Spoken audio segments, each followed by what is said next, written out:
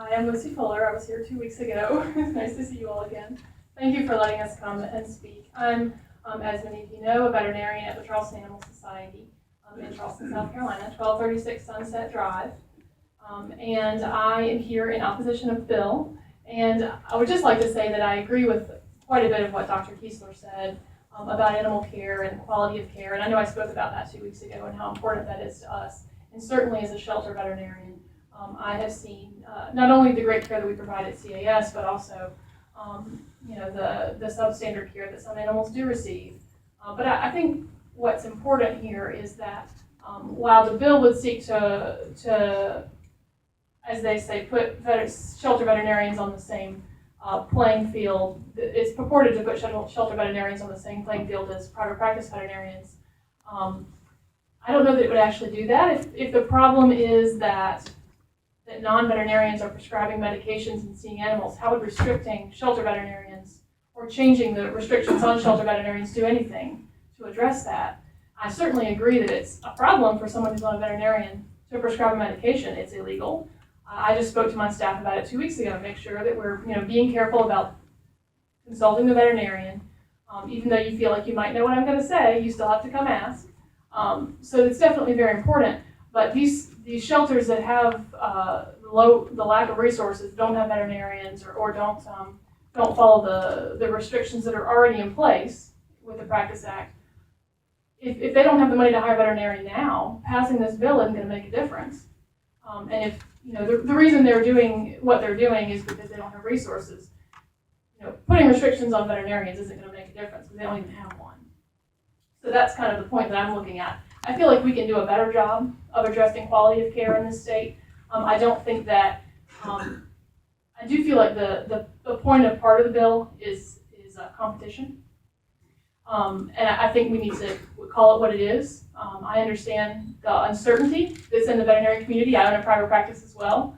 But I think if we're going to address quality of care, look at the Practice Act that governs this, not at a separate bill that would be a Band-Aid.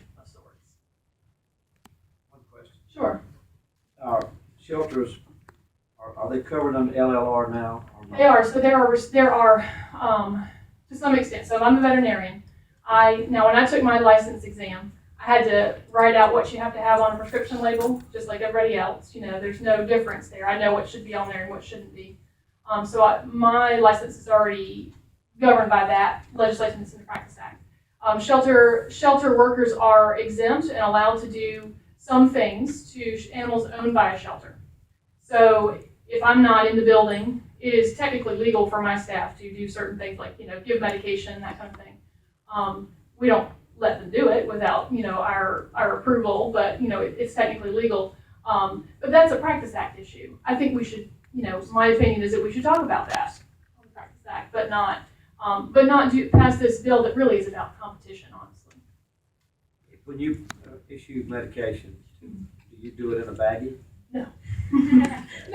No, it's completely inappropriate, and we all agree about that. I agree with that, absolutely. Okay. Any other questions from the panel? If the panel has a question, some of the speakers, please speak up. Senator Morey. Thank you, Mr. Chairman. Hey, Doctor. It's good to see you again. I'm from Horry County. I don't know if you know. I didn't know that. Well, but you don't live there now. No. Move back and you can have a really good senator. She's got a really good senator. You can have a really good senator. That's right. Maybe a better senator. Maybe not. Unless you have to. We'll decide in a few minutes. That's right. I hear you that you're generally opposed to the bill. Right. But I'm not hearing you. I guess I want Why? to clarify exactly what pieces Sure. you object to. Let me sort of zero in on one piece about the competition, because there is that elements there about the 7 mile limit. Do you have any suggestions? I'm sure you can understand the problem when you have a van that pulls up across the street from your practice and says, hey, I can do this for $50 less or whatever. And there is, it's problematic. Sure. Do you have an opinion about what might be a more reasonable and fair, if 7 miles is too far, what would you say is a more reasonable? Oh gosh, as far as radius, I mean, I don't have a suggestion there because I wonder how many other professional groups are allowed that same kind of autonomy over who gets to compete with them and who doesn't. You know, I mean, what other groups can say, hey, I don't think it's right for, you know, so-and-so to open up across the street for me. Let's pass a bill to keep them from doing it. Well, I guess you could we could do that and say, well, you can't operate a nonprofit in that fashion, that you have to, if we want to level the playing field, Sure. say, you've got to be you just eliminate that option. Yeah. Would be a way to do it, and I mean, I don't know that that's a good idea, but I think we're kind of comparing apples and oranges, and so Yeah. I'm sensitive to that, and I'm looking for an answer. I don't know Sure. the answer, but Well, here's my kind of thought about the whole idea is a lot of the competition for private practice veterinarians, I see it at least, for everyday services comes from high volume vaccine clinics and wellness clinics. Okay? It doesn't, in most places, come from the physical shelters unless they're holding a vaccine clinic, or having a mobile practice that's doing that. So, but it's not just nonprofits that do that. There are also and this is a little disturbing to me, honestly, is all these high volume vaccine clinics that are for profit, that are operated by corporations like Petco and different places like that are opening up these monthly or bi-monthly clinics, and they do take some business, and so that's a concern.